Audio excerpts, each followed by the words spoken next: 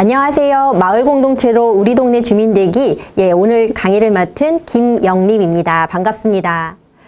우리 동네에서 주민으로 살아가는 것이 단지 살아서 주민이 아니라 이 동네의 주인으로서 어떻게 살아가고 있는지 동네 이야기를 들려드리면서 마을 공동체 이야기를 함께 나눠보려고 해요.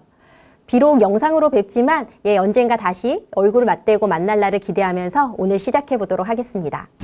동네에서는 저를 모두 림이라고 불러요. 그래서 혹시 길에서 저를 마주치게 되면 림 하고 불러주시면 오늘 마을 공동체로 우리 동네 주민 되기를 들으셨구나 하고 제가 반갑게 달려가겠습니다. 저는 동네에서 필요한 일은 무엇이든 함께 풀어가는 마을발전소 활동을 하고 있습니다. 동네에서는 필요한 일이 참 많죠. 아이 키우는 문제라든가 동네의 일자리 문제, 그리고 어르신들의 건강 문제, 여러 가지 다양한 문제들이 동네에 필요한 것들인데 이 일들을 이웃들과 함께 풀어가고 동네 활동을 마을 발전소를 통해서 하고 있습니다. 지금 사진에 나오는 이 이야기들은 여러분들이 함께 동네에서 아이를 키우는 공동육아를 하고 있는 포동포동 놀이터 이야기입니다. 여러분들은 올 한 해 코로나19로 너무 힘겨운 삶을 살고 계신다고들 하는데 요즘 아이들 얼굴 보기가 쉽지 않죠. 동네 골목에서 아이들의 웃음소리며 울음소리가 사라진 지 오래라고 합니다. 출산율은 많이 낮아졌고요. 또 아이들한테 너희들 행복하니? 라고 물어보면 청소년기 친구들은 고개를 절레절레 흔들기도 해요. 또 뿐만 아니라 우리나라가 OECD 국가 중에 연간 노동시간이 가장 길기도 하고 작업 환경이 그리 좋지도 못합니다. 뉴스에서 많은 일하는 근로자들이 불의의 사고를 당한다거나 안타까운 선택을 하는 일들을 종종 보실 수 있는데 어쩌면 우리의 일자리도 안전하고 행복한 것들을 많이 바라고 있지만 현실은 그렇지 못하다는 안타까움이 많습니다. 그러면 당장 저의 문제이기도 한데요. 여러분들은 노후 대비를 어떻게 하고 계신가요? 저도 다른 여타 가족들처럼 대출을 받아서 집을 얻었습니다. 그런데 당장 대출을 받아 집을 구하니 한 달 뒤 이자 다가오는 것이 두렵더라고요. 그래서 마땅히 노후를 위해서 저축을 하거나 보험을 가입한다거나 하는 노후 대비를 하기가 어렵습니다. 지금 제가 살고 있는 곳에는 수많은 고물상들이 포진해 있어요.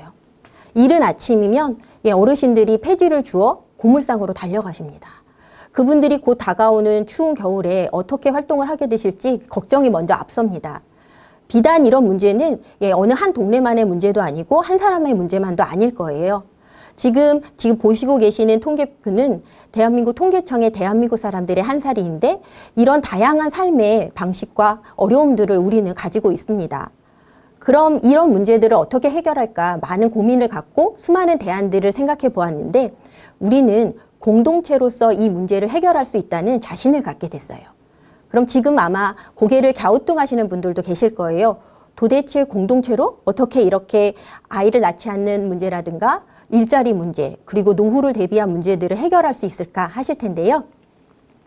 오늘 이 강좌를 통해서 여러분들이 그냥 강의를 듣는 것뿐만 아니라 한번 같이 들어보시고 우리 동네에는 어떻게 적용하면 좋을지, 그리고 우리 동네에서 활동하고 있는 공동체 활동에 함께 참여하시면서 한번 경험해 보시기를 권유드립니다. 그러면 저는 어떻게 마을 공동체를 만났을까요? 많은 분들이 공동체를 만나는 경로는 다양합니다. 제 경우에도요. 직장 생활을 오랫동안 해오다가 저희 아이의 양육 문제 때문에 어쩔 수 없이 회사를 그만두게 됐습니다. 그런데 아이가 초등학교 3학년 때 회사를 그만두게 됐는데 아이는 엄마가 회사를 그만두니까 회사를 그만두고 집에서 논다라고 표현을 하더라고요. 그러면서 미스 코리아 누나들이 크리스마스 때 해외로 입양 가는 아이를 돌보던데 우리 집에서 엄마가 그 일을 한번 해보면 어떠냐고 저에게 제안을 했어요. 저는 친정 엄마가 저희 아이를 초등학교 3학년 때까지 다 키워주셨기 때문에 아이 키우는 것이 그리 힘들다고 느껴본 적이 없었습니다. 그래서 저 덜컥 홀트에 다가가서 위탁가정을 신청하게 됩니다. 이 보시는 아이는 5개월에서 6개월 넘어갈 때 저희 집에 오게 됐고요. 이 아이를 키우면서 저는 비로소 아이를 키운다는 게 어떤 건지 알게 됐죠. 이 아이가 밤낮이 바뀌어서 마산에서 서울까지 서너 집을 전전하다가 저희 집까지 오게 됐는데 등 센서라고 아시죠? 아이를 재웠다 눕히면 금세 일어나서 울어버리는 거예요. 그 과정을 저는 비로소 뒤늦게 이 아이를 키우면서 경험하게 됩니다. 어쩌면 제가 한 동네에서 40여 년을 넘게 살았지만 동네를 잘 알지 못했는데 이 아이를 키우면서 동네 구석구석을 돌아다니게 됐고 또 제가 아쉬우니까 이 아이 또래의 엄마들을 만나게 되면 먼저 인사하게 되더라고요. 결국 이 아이는 2년 동안 저와 살고 있다 미국의 좋은 부모를 만나 입양을 가게 됩니다. 어쩌면 제가 이렇게 열심히 활동하고 있는 이유 중에 하나도 동네에서 입양 가는 아이가 없는 동네를 만들었으면 하는 바람으로 열심히 활동하고 있습니다. 여러분의 가슴과 심장을 뛰게 하는 일은 어떤 일이 있으신가요? 저는 아이들의 양육에 관련된 부분에서는 심장이 뛰고 어떻게 하면 이 아이들과 부모가 함께 성장할 수 있을까를 고민하게 됐습니다. 저는 이 아이를 통해서 많은 부모님들을 함께 만나게 됐고요. 아이를 통해서 만난 부모님들과 함께 동네 아이들을 같이 키우기로 결심하게 됩니다. 그때 처음 만난 사업이 부모 커뮤니티 활성화 지원 사업이었어요. 온 동네 숲을 돌아다니면서 책을 읽고 달려보기도 하고 또 나무 그늘 아래 앉아서 나무의 향을 힘껏 맡아보기도 합니다. 이 사업을 통해서 저는 이렇게 마을 공동체를 알리는 사람이 되었고 누군가는 동네를 해설하는 마을 해설사가 되기도 했고 또 누군가는 중간 지원 조직을 활동하는 다양한 방면으로 엄마들의 역할을 키워갑니다. 예전에 누구 엄마라고 불리우던 이름에서 이 자신의 본연의 이름 석자를 찾게 됩니다. 서로 이야기 나누는 과정 중에 나는 예전에 역사를 전공했었고 나는 예전에 생물을 전공했었고 이런 것들을 다시 역량을 발휘할 수 있는 기회를 저희는 공동체에서 얻게 되었던 거죠.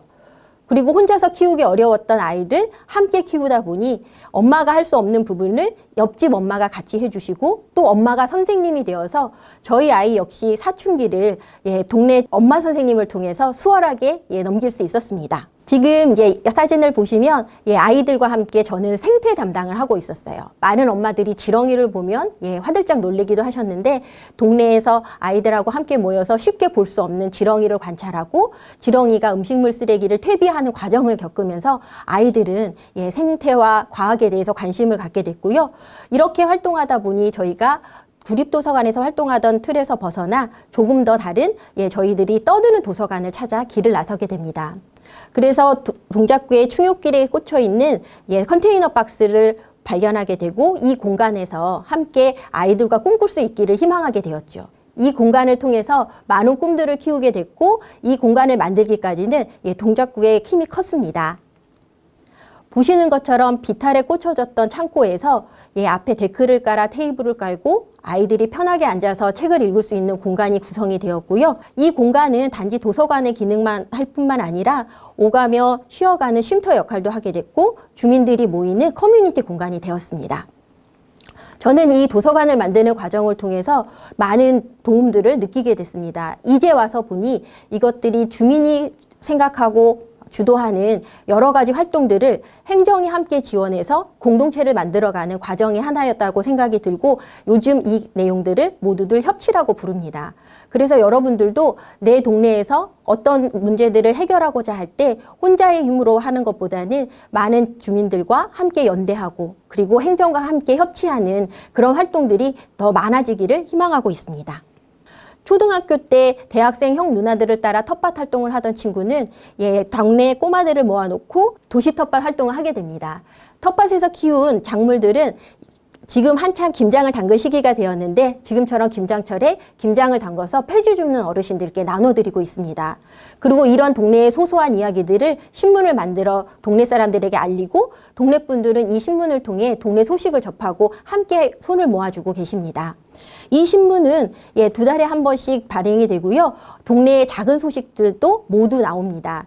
누가 이사 가서 슬프다거나 어느 동네에 강아지가 있다거나 재미나는 골목 이야기들을 동네 마을신문에서 만나보실 수 있습니다.